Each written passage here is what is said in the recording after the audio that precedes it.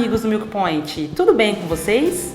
Sejam muito bem-vindos a mais uma edição dos nossos podcasts, que já chegaram na 17ª edição. Quem diria, hein, pessoal?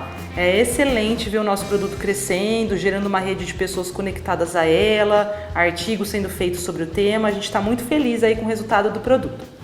Como de praxe, aqui é a Raquel, sou zootecnista e coordeno o conteúdo do portal Milk Point. O meu convidado para a conversa de hoje é o José Rezende, que é cofundador da Terra do Leite, localizada em São Gotardo, em Minas Gerais. É uma empresa, a gente pode dizer, de produção primária de leite com uso de tecnologia avançada, a famosa aí pecuária 4.0, tão falada nos últimos tempos. O Zé Rezende, já estou íntima aqui chamando de Zé, possui 31 anos de experiência na prestação de serviços de auditoria e consultoria, sendo 19 anos como sócio da Price, no Brasil e nas Américas, onde ele atuou até abril de 2016. Ele também foi responsável pela criação do Centro da Price de Serviços em Agrobusiness e do setor de Agribusiness da Price Brasil, que liderou desde sua criação em 2006 até setembro de 2014. Quanta coisa, hein? Bem-vindo, José, ao nosso programa e vamos bater um papo aí sobre leite, né? O assunto que a gente tanto gosta de falar. Boa tarde a todos. Raquel, muito obrigado pelo convite e agradeço a participação dos ouvintes, né? E realmente, leite é apaixonante, né? Se a gente não tomar cuidado, o podcast vai ficar longo, hein? É verdade. Temos bastante coisa para falar. Esqueci de falar na sua descrição que desde 2016 você também é conselheiro de empresas, né, Zé? Acabei pontuando isso agora. Para quem não sabe, só para fazer uma ponderação, a Price é uma das maiores prestadoras de serviços profissionais do mundo, né, Zé? Nas áreas de auditoria, consultoria e também outros serviços. Então, o Zé ele tem bastante bagagem aí na área de empreendedorismo, na área administrativa. Zé, a princípio, falando agora sobre leite, como é que foi a sua história, né? Na atividade, como eu disse, você teve passagens na Price e você tentou trazer esse toque de empreendedorismo aí para o seu negócio. Como que se desenrolou tudo isso? Conta para nós. Vamos lá, Raquel. Com certeza, a minha passagem de 29 anos pela Price, né, sendo 19 como sócio, tem um toque muito especial na Terra do Leite, principalmente no que tange a gestão, a governança, atração, formação e retenção de talentos, né? Ou seja, bons profissionais, para a gente ter um sucesso no contexto do que a gente está construindo, que é uma indústria primária de produção do leite. Então, essa formação minha na Price, com certeza, traz um toque diferenciado nisso. É o que eu e a minha mulher já tentávamos implementar, né, na própria fazenda que a gente tinha lá em Arcos, né? Legal, Zé, legal. Então, assim, vocês trabalham na Terra do Leite entre sócios, né? Eu li um pouco sobre o negócio de vocês. Tá, desculpa, e complementando, que eu não respondi a segunda parte, né, sobre a minha história no leite, né?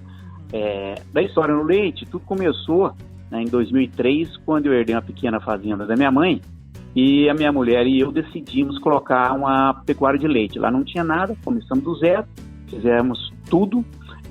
Na primeira ida nossa, com 2 filhas, elas deram o nome para o projeto de Fazenda da Vovó. E assim ficou, né? Até 2008, quando eu cuidei de todas as etapas de implementação junto com a Tereza, né? E que em 2008, eu fui fazer um mestrado em agroenergia, e a Tereza, recém-saída da faculdade de zootecnia, depois de ser advogada, assumiu a produção da Fazenda da Vovó, até quando nós decidimos que estava na hora de sair de um negócio pequeno e mover para um negócio maior que a gente acredita que vai passar a transformação da pecuária de leite. Então, sim, foi a nossa entrada nesse projeto Terra do Leite. Legal, Zé. Peço desculpas aí pela interrupção, é que eu estou ansiosa para a nossa conversa. Tá? Então tá já. Então, assim, é muito legal a sua passagem. A gente conhece a Maria Tereza também, é uma grande parceira aqui do Milk Point, instrutora de cursos online do Educa, inclusive, né? Enfim, vocês trabalham na Terra do Leite entre sócios, né, Zé? Como que funciona isso? Eu sei que vocês são em 2 agrônomos, né? E você que é um administrador. Da onde que surgiu toda essa ideia, né? Se você puder falar sobre esse projeto, que ele é muito ousado, né? É um novo conceito na produção de leite. Eu sei que a ideia de vocês é transformar a produção de leite em uma indústria. Então, manda bala aí. Legal. Bom, sim, nós somos 3 sócios, né? É o Renato Mendes e o Thiago Romero. Os 2 são agrônomos, como você mencionou. O Thiago, ele é produtor de alho, cebola e outros cereais, né? E ele queria diversificar. Então ele procurou o Renato, que já tinha experiência no leite, pois o Renato é do grupo Sequita, né, que é o quarto maior produtor de leite hoje do Brasil. E o Renato participou ativamente do projeto que foi implantado na Sequita em 2008, depois ele também é sócio, né, o pai dele também é sócio, e ele saiu para trabalhar em empresas. Então ele trabalhou na Delaval por 2, 3 anos, voltou para a região, foi quando o Thiago o encontrou e começaram a desenhar o projeto. Então, desde meados de 2015, quando estava na terraplanagem, né, ou seja, assim começou o nosso projeto. E aí você pergunta também como que a gente gerencia essa relação entre sócios, né? Aí eu vou contar um pouquinho, desde o início, né, como que a gente atua junto. Todas as decisões são tomadas em conjuntos, as decisões importantes, né? Só que a gente dividiu as tarefas, principalmente para colocar isso de pé. Porque meados de 2015 estava na terraplanagem, né? Então, foi dividido da seguinte forma: o Thiago Romero, que cuida da parte da agricultura, ele cuida desde o ponto de vista de preparo, plantio, definição das variedades que vão ser plantadas para silagem, e também a relação de originação da silagem, que é um negócio relativamente novo também, né? Ou seja, a gente, o nosso projeto parte do ponto, nós somos 10 hectares de terra, e a gente, 80 é arrendado do Thiago, e o restante, né, esse ano nós compramos 220 hectares de silagem. Essa originação com os parceiros, o Thiago que cuida disso para nós desde o início, né? O Renato passou a cuidar, ele cuida da parte administrativa e financeira desde o início, focou na parte de obras, com o apoio ali do Thiago no dia a dia, né? E eu passei a atuar na operação desde setembro de 16, né, para aliviar o Renato no temas de obras, né. Então, o Renato até meados de 18 concluímos as obras, e o Renato passou a entrar um pouco mais na operação, me apoiando também e liberando mais um pouco do meu tempo para eu dedicar essa atuação minha na busca de investidores. Um tema importante, que também é outro fator um pouco diferente das fazendas tradicionais, né, o que a gente está buscando é numa formação de um gerente, né, com a qualificação boa, e formá-lo para que ele seja o gerente geral do negócio, para tirar os 3 sócios da operação, né, e eles ficarem tipo num conselho, orientando e fiscalizando, né, para que a gente possa no futuro replicar esse projeto em outras, na própria região e em outras regiões. Então, como que eu vou defender que eu quero multiplicar, que eu quero replicar o projeto, se os 3 sócios vão ficar full time no negócio, no dia a dia? Então, isso não tem condição. E, ademais, o negócio, depois de estruturado, não precisa de 3 sócios estarem o tempo todo no dia a dia da fazenda, né? Do projeto, da indústria, né? Sim, não, é bem importante isso que você comentou, né? Acho que, assim, o mix de gerações agrega bastante para o negócio, né? Esse compartilhamento de opiniões, você teve passagens fora do mundo do agro, né? Tem a Maria Tereza que participava do agro, então contribuir com opiniões, os sócios que passaram por outras atividades. Então, acho que isso, né, esse blend aí, essa troca que vocês fazem é muito importante para que o negócio também se desenvolva, né? E assim, onde que vocês querem chegar com a Terra do Leite? Vocês usam e abusam aí das tecnologias, né? Inclusive, vocês são conhecidos bastante por isso, seja por meio da ordenha robotizada, vocês também fazem amostras de leite coletadas de forma automática, vocês coletam, né, as amostras de leite de maneira automática, em datas específicas, trabalham com cabines de alimentação para dieta individualizada. Acho que tudo que tem aí de tecnologia de ponta no leite, vocês estão trabalhando ou pretendem atuar, né? É isso aí. Então, assim, quantos litros vocês querem produzir? Quais são os desafios? O que você visualiza aí para os próximos anos para a Terra do Leite? Legal. Então, a Terra do Leite, como eu mencionei, são 10 hectares, que desde o início está planejado para a gente construir 3 galpões. Isso é um cross ventilation, né? Aonde a gente quer atingir 40 mil litros de leite em 2021, né? Hoje estamos com 2 galpões prontos, fechados, cross ventilation funcionando, né? Temos 320, 330 animais em lactação e estamos produzindo 10 mil litros de leite.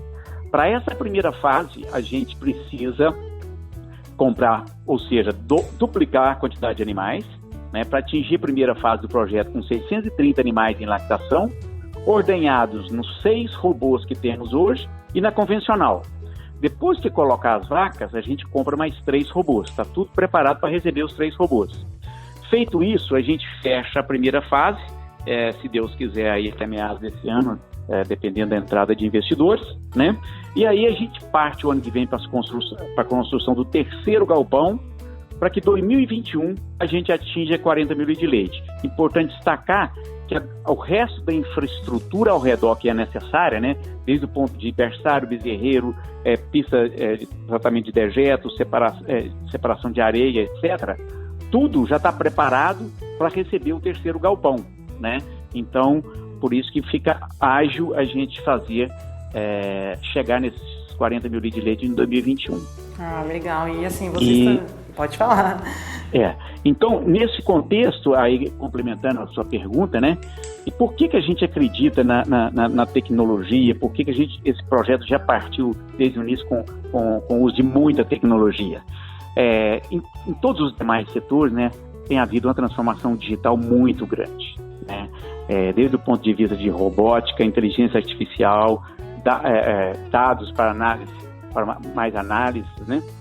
Então, e a gente entende que, tendo em vista que o Brasil, a pecuária de leite é um dos setores do agronegócio que carece mais ainda de tecnologia, enfim, é um setor com maior atraso nesse tema, né? Nós temos fazenda aqui que é comparada dos Estados Unidos, mas temos um monte, né, que é muito atrasada. Então, e a gente acredita que pelo tema da mão de obra, a gente consegue, com essa tecnologia, a gente melhorar produtividade. Melhorando produtividade, a gente tem mais rentabilidade, tem mais possibilidade de multiplicar o projeto, né? Então, eu acho que a pecuária leiteira no Brasil vai ter que passar por uma transformação muito grande no que tange essa produtividade, né?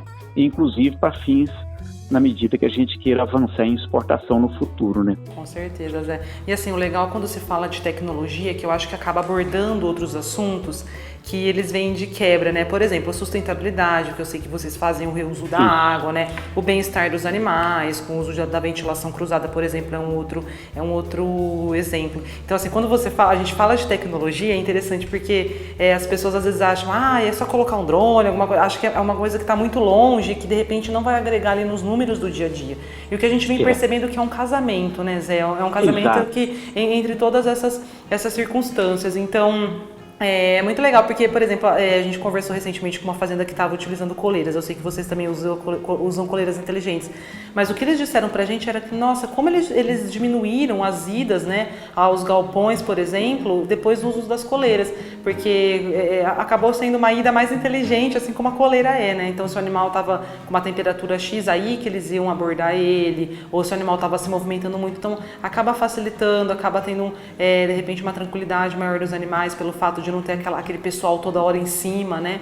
Então, esse casamento que é legal, né? O que a tecnologia ela pode abordar com tudo isso. Eu acho que as que vêm surgindo, elas já estão muito antenadas em tudo isso, né? Exatamente. E só, você me lembrou uma outra coisa bem interessante, que é o seguinte, você comentou do reuso da água, etc., e tem um outro detalhe lá muito interessante, que é a separação de dejetos. Então, hoje, a gente separa o líquido e o sólido.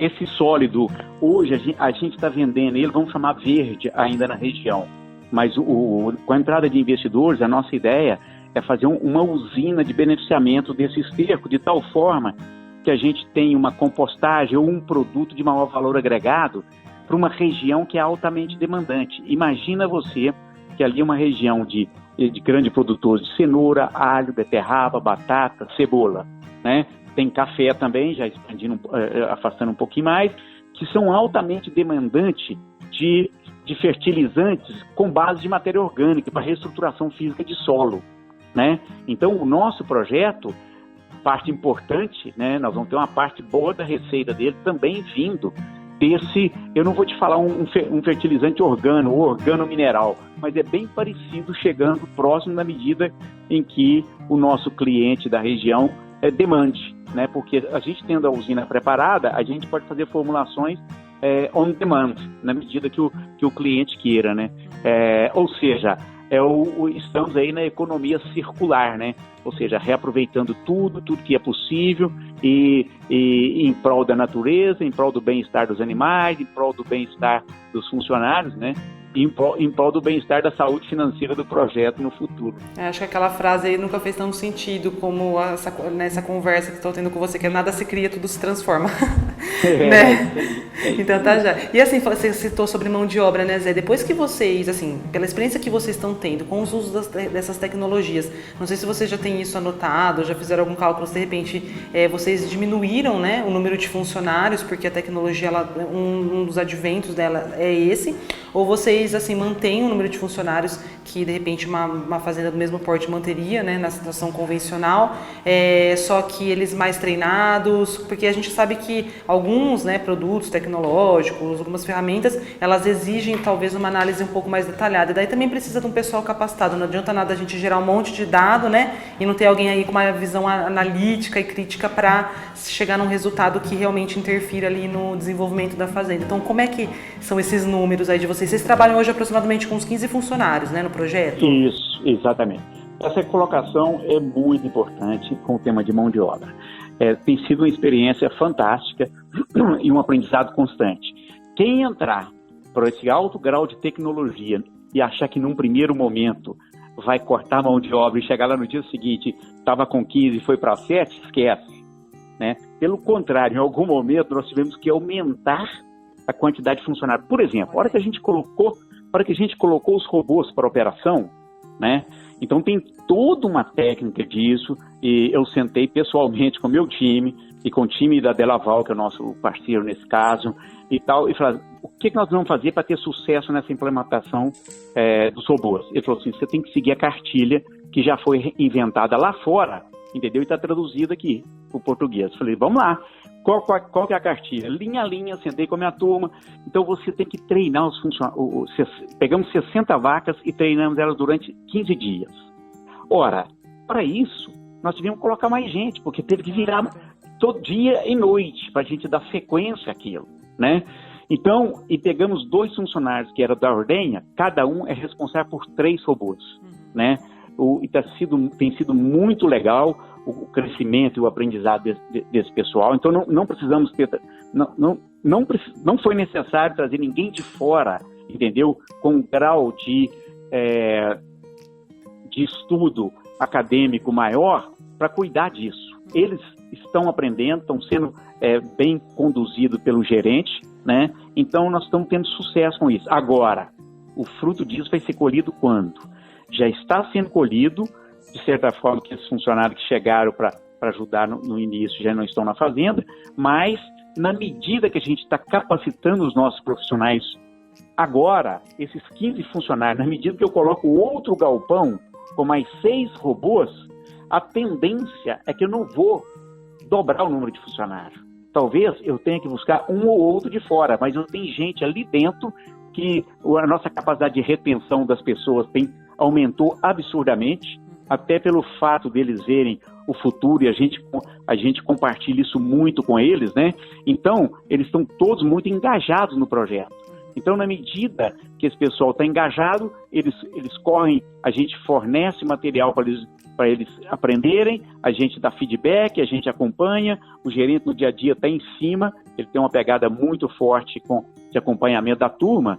Então, tem sido fabuloso as reuniões que ele faz toda segunda-feira para iniciar. Ali tem um tom de um treinamento específico, coisa rápida. Então, a gente vai colher esse fruto da redução de mão de obra na medida que o projeto estiver todo implementado, e aí sim, não é só redução de mão de obra que a gente tem que estar de olho, gente. A gente tem que estar de olho na qualificação da mão de obra. Porque o problema não é a quantidade de pessoa, o problema é a quantidade de pessoas ruins fazendo trabalho mal feito, não aproveitando a produtividade dos animais, gerando mais problemas de doenças, mais problemas de cascos e etc., né, e outros problemas que tem numa propriedade de leite, que são inúmeros, né? Exatamente. A gente até conversou recentemente também com outro produtor que estava trabalhando com ordenha robotizada, e ele falou que esse início de adaptação dos animais realmente foi um pouco maçante no caso da propriedade dele. mas que depois que eles pegaram esse jeito também de treinar os animais, ficou mais fácil na segunda leva dos animais que foram para essa ordenha, né? Então, assim, tudo tem aquela primeira vez, né? Então, de repente, por exemplo, a equipe já participou daquele primeiro lote na adaptação da ordenha. No segundo lote que eles vão precisar adaptar, eles já vão estar mais calejados, né, Zé? Então, eu acho isso legal e, assim, essa qualificação mesmo, né? Eu acho que até para os próprios funcionários é algo muito interessante, até motivador saber que eles vão estar trabalhando com outros dados, né? Que eles, de repente, vão estar aí saltando de algo mais operacional para algo também até mais analítico, né? Então, bem bacana. E assim, para onde vocês estão entregando hoje, Zé, o leite produzido? A gente sabe que com esse projetão aí, talvez tenha até a ideia de vocês verticalizarem no futuro, né? Fazerem os próprios laticínios de vocês. É uma ideia ou não? Tô falando borracha aqui. Veja bem, hoje a gente, né, aliás, desde o início do projeto, a gente vende o nosso leite para a Nestlé, que está a 40 quilômetros da gente, né? Bem pertinho, né? Isso. Não obstante, né, para uma produção grande dessa, a distância não é lá grande problema, né? Mas o nosso foco principal, o foco da Terra do Leite, o propósito que ela foi criada, é para a produção primária, porque, primeiro que os três têm mais foco na produção primária, pelo passado, e também por acreditar que é uma área que precisa... que vai ter mais oportunidades, né, de crescimento, de necessidade de melhorias. Então, a gente quer fazer essa produção primária e quer multiplicar essa operação. Agora, né, o tempo vem nos ensinando algumas coisas e essas tratativas minhas com investidores, né, que se aparece alguém, que o investidor, ou uma indústria, um investidor estratégico ou um investidor financeiro, né, vamos chamar assim, que tem interesse, falar assim, cara, gostei do seu projeto aqui, o que vocês estão precisando? Nós estamos precisando de investimento para compostadeira, para colocar mais vaca, para colocar fotovoltaica e para fazer alguma ampliação de galpão, etc, né?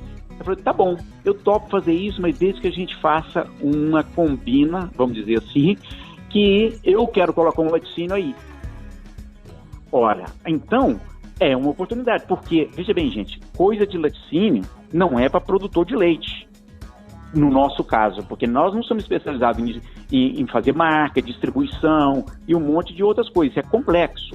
E a gente não quer envolver com isso, entendeu? A gente, porque a gente quer focar na produção primária. Então, se aparece alguém, né, ainda mais hoje em dia, com a ampliação de consumo de leite A, daqui a pouco vindo o leite A2, queijos finos, produtos certificados. Por exemplo, eu estou há 1 ano conversando com a França, que o pessoal me procurou, eles querem que eu faça uma dieta específica para os nossos animais, né, para ter uma certificação específica que eles já têm acordos com a rede de supermercado aqui para vender. Eu falei, meu amigo, legal, eu não tem problema em mudar a dieta, no nosso caso vai ter mais ômega 3, etc, e tudo, a produção, mas você precisa arrumar o laticínio que queira processar isso. Eu não tenho laticínio, né? Então, mas essa tratativa tem sido bem interessante, que mostra para onde está caminhando, né, para a sofisticação da produção de lácteos no Brasil, né? Então, que lá fora já é muito evoluído. O americano sabe usar produto lácteo como ninguém, né? Então, você chega lá, você tem uma variedade enorme. Nós aqui ainda estamos engateando nisso, né? A gente tem o básico. Então, a gente está aberto, né, reduzindo aí objetivamente na sua pergunta, a gente está aberto a alguém que queira entrar, ajudar a viabilizar o projeto e com o laticínio do lado, mas com uma parceria onde tem pessoas especializadas para tocar o laticínio, não é mesmo? Então, aí sim, pode ser até um embrião, né? Até para replicação do nosso projeto na produção primária e também na produção primária e integrada, né? Sim. Então, é o limite, né? Eu acabei perguntando porque vocês são bem inovadores e me passou pela cabeça, né? De repente, será que não tem essa possibilidade, né? Então, eu creio que vocês também, que nem você falou, quando estou conversando com o pessoal da França, vocês também são bem antenados no que está acontecendo aí de tendências de alimentação, então, de repente, fazer algo focado nisso, né? Perto ali da fazenda. Então, bem legal, achei legal que você pontuou, né? Quem sabe aí de repente a gente não conversa no futuro sobre algo que vocês desenvolveram nesse aspecto, né? E assim, falando também sobre futuros, quem que você acha que vai ficar na atividade leiteira, né? Assim, porque a gente tá vendo uma grande mudança nos últimos tempos nesse sentido, né? Alguns produtores que saíram da atividade, acho que questões de gestão a gente nem precisa mais falar, né? Que atividade é que vive hoje sem questões de gestão, né? Mas você acha que a tecnologia ela veio aí para ser algo fundamental? Você acha que o produtor que não se tecnificar, não trabalhar aí, de repente com uma nutrição, uma produção de precisão, ele também corre o risco aí de não estar na atividade? Você acha que a tendência são grandes fazendas? O que você enxerga? Eu gostaria da sua opinião sobre isso. Tá, vamos lá. Eu tenho uma opinião muito bem formada sobre isso, porque nós fomos um produtor, né, de 1.800 a 2.000 litros de leite, né? Então, esse produtor, como nós, produzindo à distância, tá certo? Que no nosso caso, como tem muitos outros aí que fazem a mesma coisa, né? Que não está no dia a dia da fazenda, esse produtor, eu imagino que ele vai desaparecer.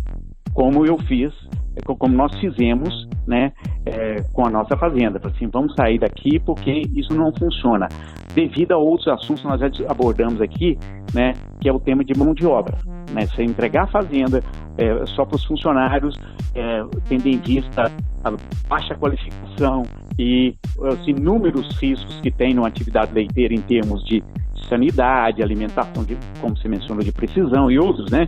Não dá para tocar isso de longe. Muito bem, esse pessoal do meio do caminho, não estou falando nem o pequeno e nem o grandão, o do meio do caminho tende a desaparecer, na minha opinião, principalmente aquele que não está no dia a dia da fazenda. Quem vai ficar? O produtor pequeno, que vive disso, com a família dele, vai ficar. Agora, o que eu acho que os laticínios precisam achar uma pegada é de orientar esse produtor a ficar na atividade, porque infelizmente todos os técnicos, todo mundo orienta ele a crescer. Só que eu acho que não deveria ser assim, porque às vezes ele não tem sucessão, tem 63 anos, 60 anos, que é a média, se eu não me engano, né? Ele não tem sucessão. Para que ele vai crescer? Orienta ele a ter uma qualidade de vida, fala assim, quantas vacas, você ordenando 50 vacas, tirando aí 1.000 litros de leite, ou sei lá quantos litros de leite por dia, você está satisfeito? Então não cresce, porque se ele cresce, ele tem que buscar funcionário. Se ele busca funcionário, os custos dele aumentam e ele não tem capacitação para gerir funcionário.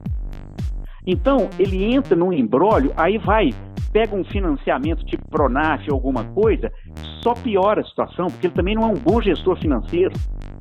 O juro está baixo, mas ele tem que pagar o financiamento. Então, os laticínios e os consultores precisam achar uma pegada em termos de achar o tamanho certo desse produtor pequeno, que esse vai ficar e vai ficar feliz na atividade, né? E aí temos o grande, que eu acho que é uma tendência sim, né? A hora que você olha para os Estados Unidos, né, 50% da produção lá, aparentemente, são acima de 1.000 vacas por fazenda, né? Então, queira ou não queira, a hora que você olha para o Brasil, imagina você no setor de agronegócio, o Brasil é o primeiro, segundo ou terceiro, tanto em produção quanto em exportação, de soja, milho, laranja, açúcar, carne de frango e outros. E no leite, nós somos um atraso. Então, será que o Brasil, que é quem tem a responsabilidade de alimentar o mundo, vai ficar parado no leite como nós estamos? Não, eu acho que virão grandes projetos. Esse projeto nosso parece ser grande, mas eu imagino que vem coisa por aí muito maior. Sim. Né? Uhum. E se Deus quiser, aí o nosso ficando de pé, a gente quer replicar isso. E quer ficar muito maior, mas muito maior. Sim, não, as coisas, né, que você falou então, são super coerentes, estou admirando aqui. Né? Ou seja, face a esses aspectos que eu comento da ineficiência, algumas coisas, etc., eu acho que vai, voltando à sua pergunta objetivamente, vai ficar os pequenos, precisa de uma boa assistência, tá certo? E vai ficar os grandões. Então essa que é a minha Com relação aos pequenos, me passou outra frase aqui na cabeça: melhor um passarinho na mão do que 2 voando, né, Zé? É exatamente isso, de eu não querer dar um passo maior do que a perna. De repente o cara tá bem, tá conseguindo se manter, tem uma qualidade de vida, e daí começa esse fogo de também querer crescer. Acho que assim, essa ambição de crescer também faz parte do negócio, né? As pessoas às vezes querem, né? Mas às vezes realmente não tem necessidade. Às vezes a pessoa ela consegue se manter com aquilo que ela já tem, né? Então, de repente, é naquilo que ela já tem projetado, dentro daqueles animais, ela consegue ganhar um pouco mais via bonificação do laticínio, né? Ou ela trabalha com alguma terceirização de alguém do lado, né? Algum produtor do lado que trabalha com alguma outra coisa que ajuda ela a ter algum outro tipo de lucro no negócio. Enfim, dá pra pensar em outras coisas, sem expandir área, sem de repente aumentar muito o número de animais, né? Botar criatividade aí em ação. A minha experiência, inclusive, né, desses 15 anos que a gente está no leite, né, eu vejo que o pessoal sai da academia, vai para as consultorias, etc. Eles são tentados a falar para o produtor para crescer. Isso não tem nada errado com isso, não tem nada errado. Se você crescer, você vai ter mais rentabilidade e tal. Mas depende. E outra, precisa ter uma reflexão estratégica. O que eu quero daqui 3, 5, 10 e 15 anos para eu crescer? É igual uma outra fazenda que eu fui, pai, 2 filhos, né? Um pai já bem idoso e os filhos não, né, de 60, 50 anos mais ou menos e tal. E aí o pessoal perguntando se ele ia por ordenha robotizada, porque eles estavam comprando uma outra e tal. Eu falei, cara, se eu fosse vocês, pensava o seguinte: vocês vão ter sucessão aqui dentro? Quanto tempo vocês querem ficar aqui? Então, faça um planejamento estratégico e veja em quanto tempo você vai ter o payback disso e se isso está dentro da linha do tempo da sua família e dos seus sucessores, ou se você tem plano de vender isso, né? Então, o que eu acho que falta é reflexão estratégica. Pensar onde eu quero estar hoje, daqui 3 anos, 5 anos, 10 anos, 15 anos e 20 anos. Aí sim, você toma as decisões, né? Então essa que é a minha principal colocação nesse assunto. Maravilha, Zé. E assim, quando a gente falou sobre a possibilidade da verticalização, você acabou citando sobre os investidores, né? Como é que está essa relação, Zé? O que vocês estão buscando? O que vocês vêm tentando negociar para os próximos períodos, né? O que você diz para a gente aí sobre esse tema de investimentos? Então, essa busca por investidor, né, que a gente começou mais pesada meados do ano passado para cá, né? Nós, como se diz, nós somos o early birds nesse assunto de montar um projeto de leite com busca de investidores. Tem outros, não somos os únicos, tem outros, mas são poucos, né? Os outros acabaram se coordenando com investidores na região e conseguiram, né, evoluir, né? O nosso caso é um caso um pouco diferente, que a gente juntou os 3, né? Colocamos um projeto que a gente sabia que até certa hora a gente caminhava com as próprias pernas e depois ia buscar investidor para encher o galpão e fazer ampliação. Aí deparei com vários temas, né, na medida que nessa interação, que um deles é que o agronegócio do leite tem uma imagem muito pejorativa em termos de rentabilidade junto aos investidores, né? Então todo mundo fica muito preocupado, porque o pessoal olha pelo retrovisor, olha pelo fato do produtor, então confunde o produtor pequeno, o pessoal vê as médias de preço de leite que é divulgado, parece 2018, eu vou dar um chute aqui, mas parece que foi 1,15, se eu não me engano, né? Mas isso não é realidade de projetos grandes como os nossos, né? Como o nosso, né? Então o pessoal confunde muito e a cadeia é complexa e o pessoal não entende muito isso, né? A própria relação indústria e produtor, né, que em outras cadeias já evoluíram um pouco mais. Você pega no setor canavieiro, já tem lá a indústria da cana com os produtores com a relação diferenciada. O leite também já caminhando para isso com o Conselheite, mas ainda é o último da cadeia que está fazendo, né? Então, isso causa um certo atraso para a gente, né, nesse convencimento com dos investidores, né? Então, essa busca acaba sendo um pouco mais intensa, né? Mas confesso que a gente está bem otimista, né? Algumas coisas aí bem na reta final. E vamos lá, vamos continuar trabalhando. Opa, né? Torcendo aí para que dê tudo certo, né? E vai dar. Esse projetão aí não tem como ser diferente. É isso mesmo. E Zé, você vai ser um dos palestrantes no Interleite Sul, né? Que acontece aí no mês de maio, no próximo dia 8 e 9, evento que tá bem legal, a gente já tá com mais de 500 inscritos, né? O tema da sua palestra vai ser o projeto Terra do Leite, somando esforços e competências para a produção profissional do leite, né? O que você pretende transmitir ao público? Acho que essa nossa conversa já vai mostrar aí para o pessoal que vai participar, ou que está pretendendo ir, que ainda não fez inscrição, que ainda dá tempo, né? Um pouco aí sobre tudo que você vai abordar, que é muito interessante. Então, a gente se vê lá. Eu gostaria que você falasse só um pouquinho assim, sobre o que você vai abordar. Acho que é mais ou menos isso que a gente conversou, só que com mais detalhes, né, Zé? Isso. Eu acho que a gente vai passar por todos esses temas que a gente conversou, né? E também por esse tema da nossa forma, do nosso negócio, ser um negócio um pouco diferente de uma fazenda tradicional de leite, né? Onde você vê que é uma indústria primária e com a busca de investidores. Então, o que você precisa estar preparado para ter esse tipo de negócio, né? Então, além de tudo, nós já falamos aqui, né? Que fala muito rapidamente de governança, de gestão, etc, né? Mas eu acho que vamos passar por todos esses tópicos aqui e ficarei bem entusiasmado com as perguntas que vierem, que nós não cobrimos aqui, que as pessoas perguntem e a gente consiga responder, não é mesmo? Perfeito, e lá ao vivo, né, no calor do momento, no tete-a-tete, é mais legal ainda. Vamos nessa. Zé, agradeço muito a sua participação, de todos os nossos ouvintes que nos escutaram até aqui. O podcast é um produto que vem crescendo, a gente está tendo bastante feedback legal do pessoal, então tenho certeza que bastante gente ficou com a gente até aqui, com a gente até o final aqui, né? E desejo muito sucesso aí para a Terra do Leite, a gente quer ver essa terra germinar aí, gerando muitos frutos ainda, viu?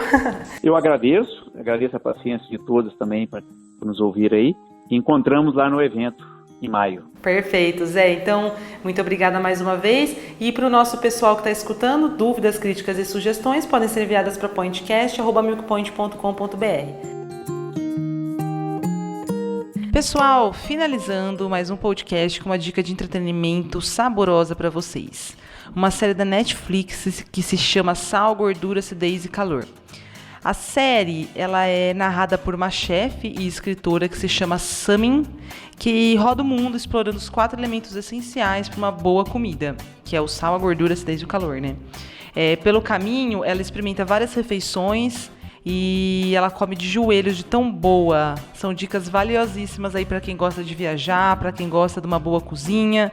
Então, por exemplo, ela, quando fala sobre gordura, ela visita uma fazenda na Itália, se eu não me engano, de produção de leite, e lá mesmo eles fazem um parmesão ou um parmigiano reggiano. Não me lembro ao certo qual que é o tipo de queijo, mas mostra todas as etapas e dá muita água na boca, é bem legal. E não fala só sobre lácteos, né, que é a nossa paixãozinha aqui, fala sobre outros produtos também, como carne, então mostra a produção de porcos. Aí ela vai para o Japão para mostrar os tipos de sal que existem hoje no país para temperar lá as comidas, né? Os pratos que eles fazem. Então é uma série bem bacana. A protagonista é bem legal, essa chefe. Ela envolve muito, né? O pessoal que está assistindo. Eu particularmente fiquei bem envolvida com a série. Nem vejo que passou o tempo quando eu estou assistindo ela. Então fica a minha dica de hoje para vocês. E até a próxima. Buen apetite!